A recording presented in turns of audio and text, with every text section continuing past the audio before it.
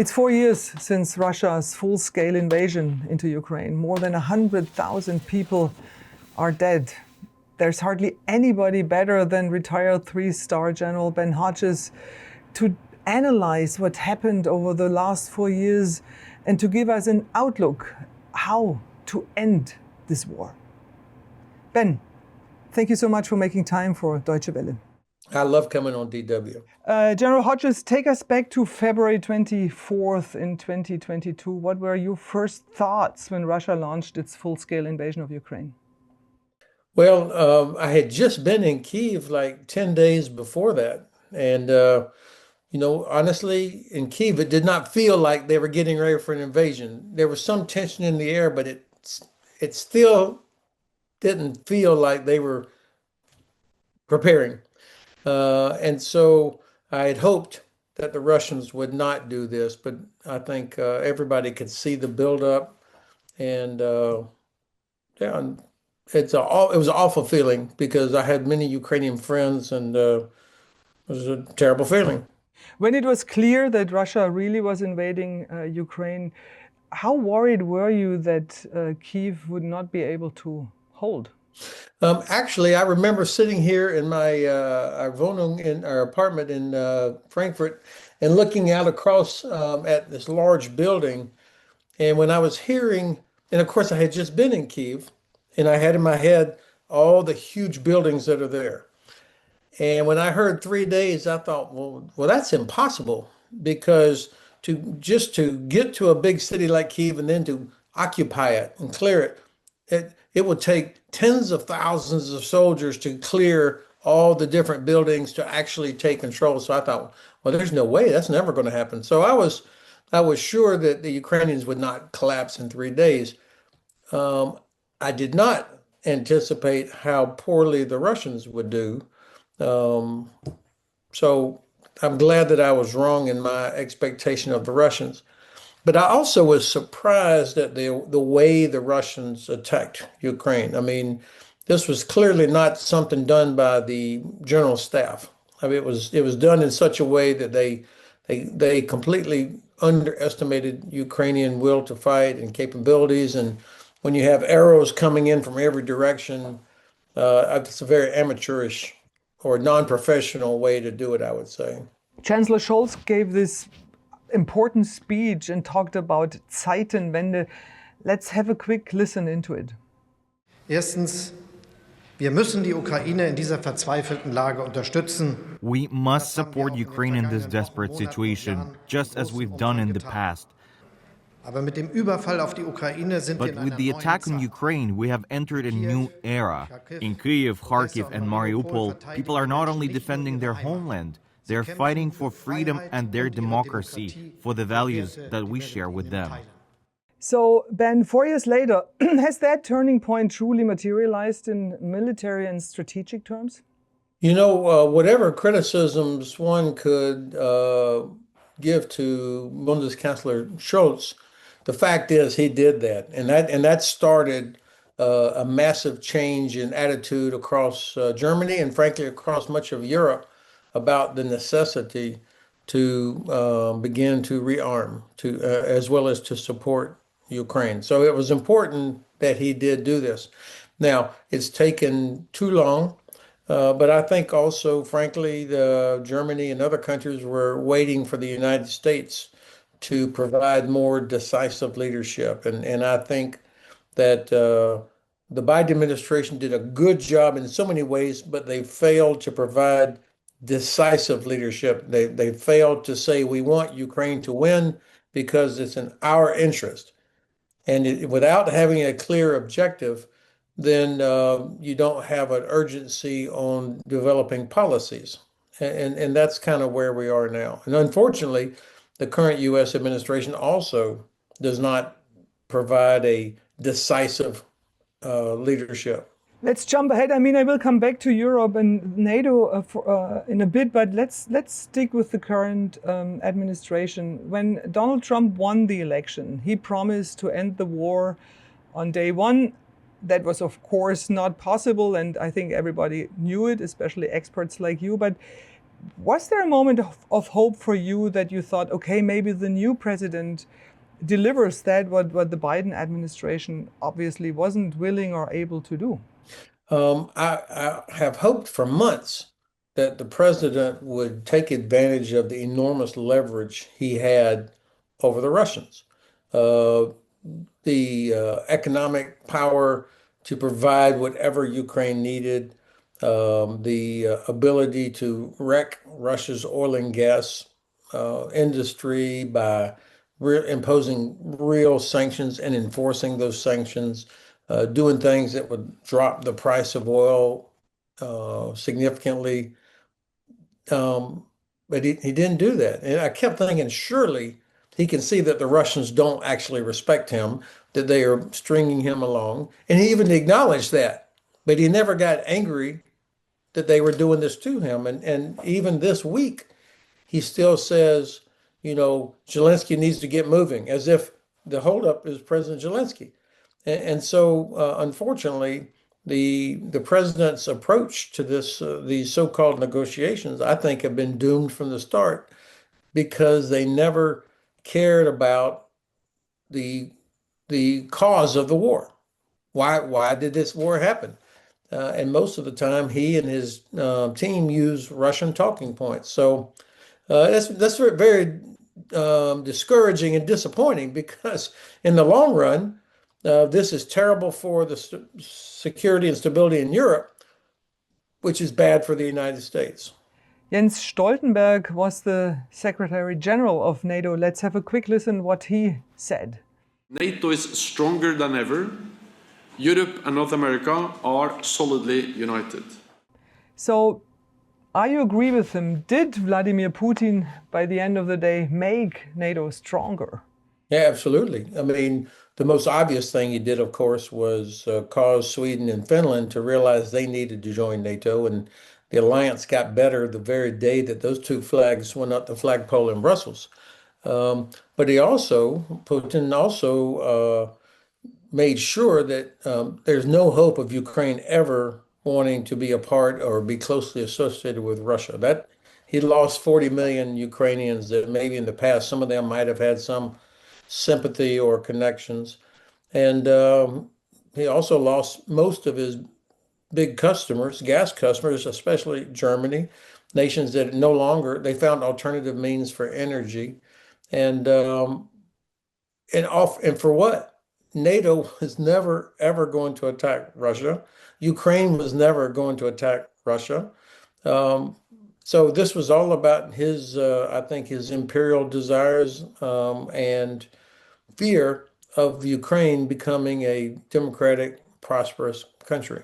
And then there's, of course, Greenland, when President Trump threatened to send troops there. How did this change NATO? It did an enormous amount of damage because now our allies, Canada as well as our European allies, are looking at us in a different way. That the United States would do something against an ally, even threatening to use force, and for what purpose? It was totally unnecessary. I mean, the Danes and the Greenlanders we have treaties that would allow us to put as many troops there as we wanted to do as much mining there as we wanted to. So what was this all about? Why would he be so willing to damage the relationship with our allies?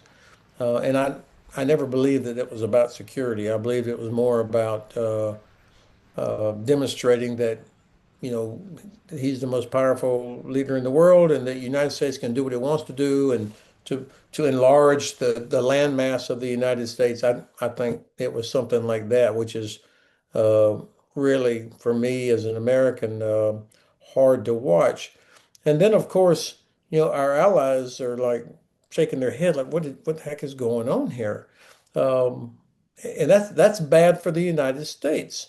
Number one, allies begin to lose trust and confidence in us, which means potentially they will be less willing to share intelligence with us. And half of the intelligence that we use does not come from American satellite, it comes from our allies.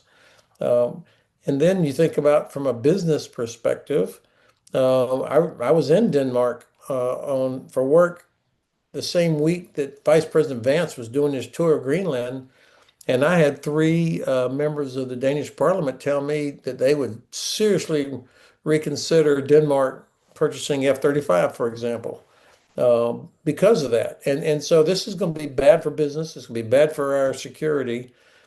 And for what purpose? I mean, absolutely unnecessary.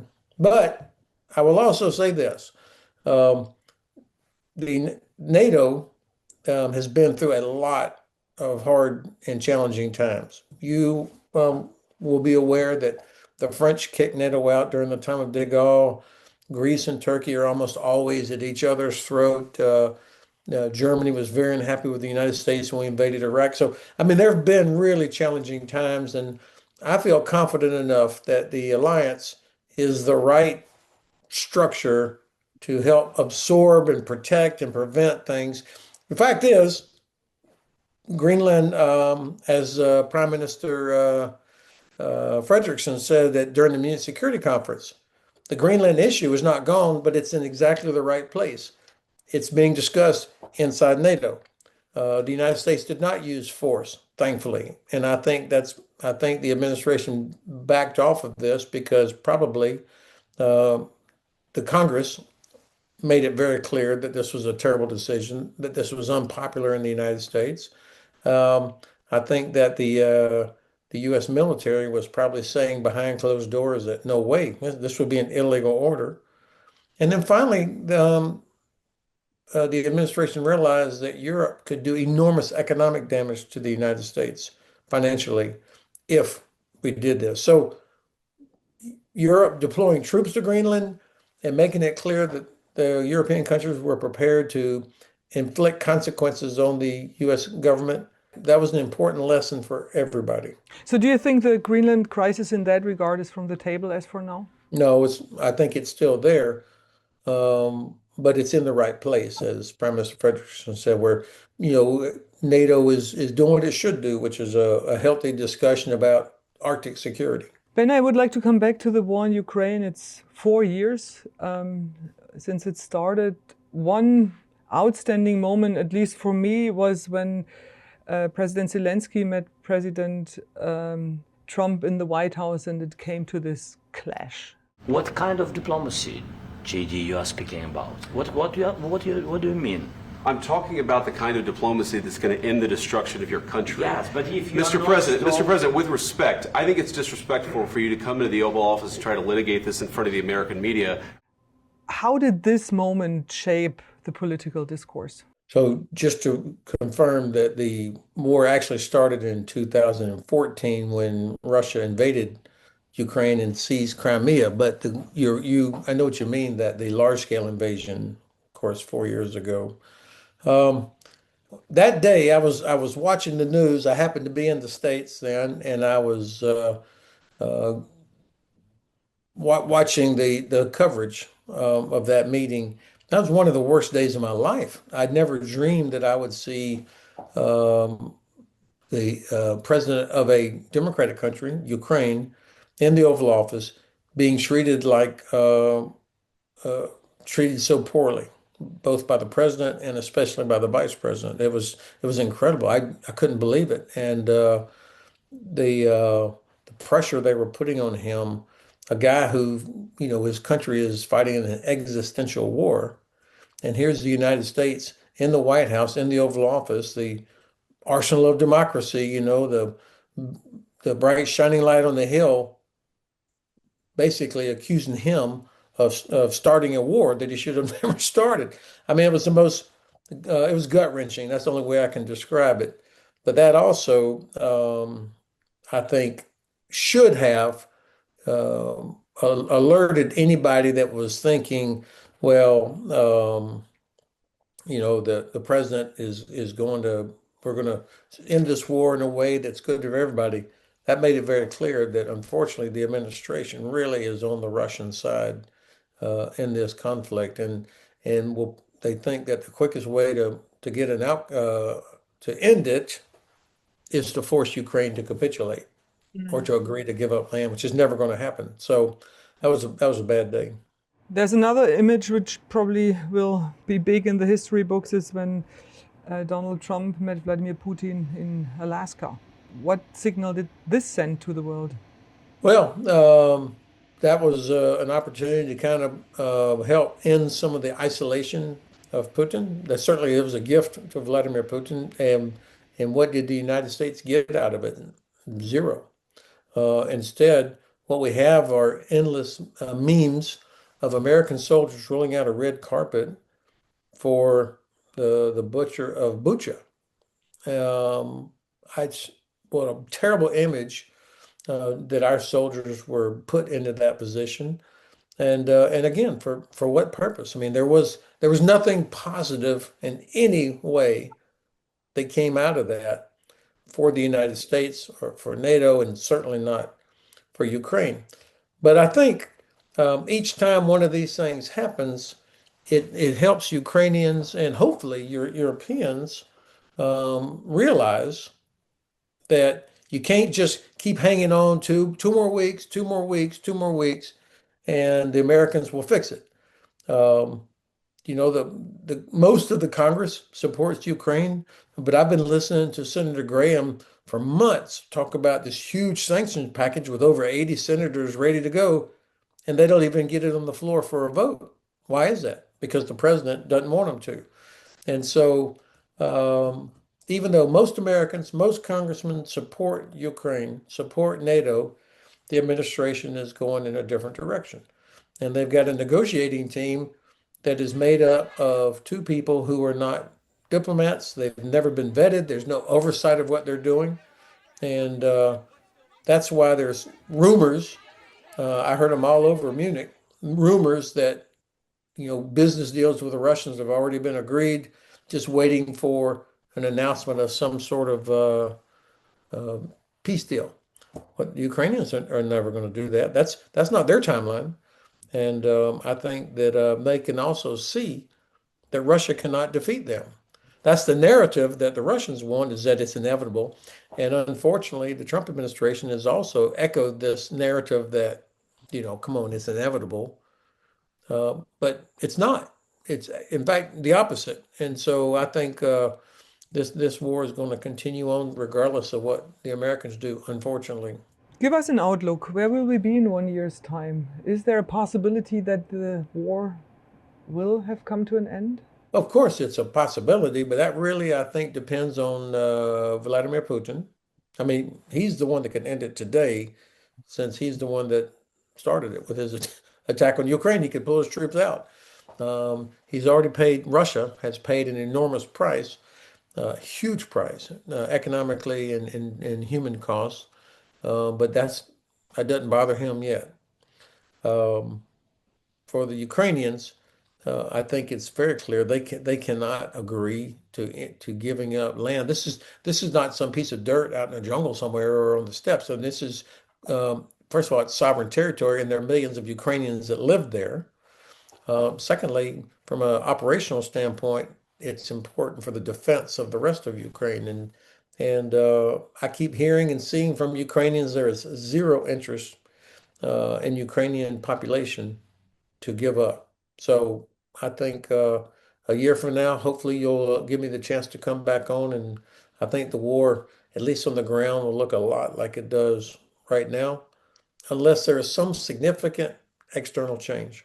What would need to happen that we would see a significant change? Look, this is where I do agree with my president. Europeans have got to accept more responsibility for what goes on in Europe. Ukraine is a European country. The Europeans need to understand, and I think Germany, the Bundeskanzler does, and I'm seeing more and more evidence, but not enough, that the best way to defend Europe is to help Ukraine defeat Russia. I did not hear this in Munich. That was a disappointment. I did not hear a clear commitment. We're going to help Ukraine win to defeat Russia inside Ukraine because it's in the interest of Europe. And, the economies, the populations, the technology, the wealth of all of Europe, plus Canada, and including, of course, Norway and UK, plus Turkey, it dwarfs Russia, or it's not even close. So it's not that there's not enough resources. There's just not enough political will. And if they don't do it, this is only going to get worse for Europe. So the best thing to do is to make that commitment to help Ukraine wreck Russia's oil and gas infrastructure, stop all of these shadow fleet vessels that are going out to the Baltic Sea and Black Sea, inflict consequences on Russia for their gray zone operations, and give Ukraine the tools that they need to defend themselves.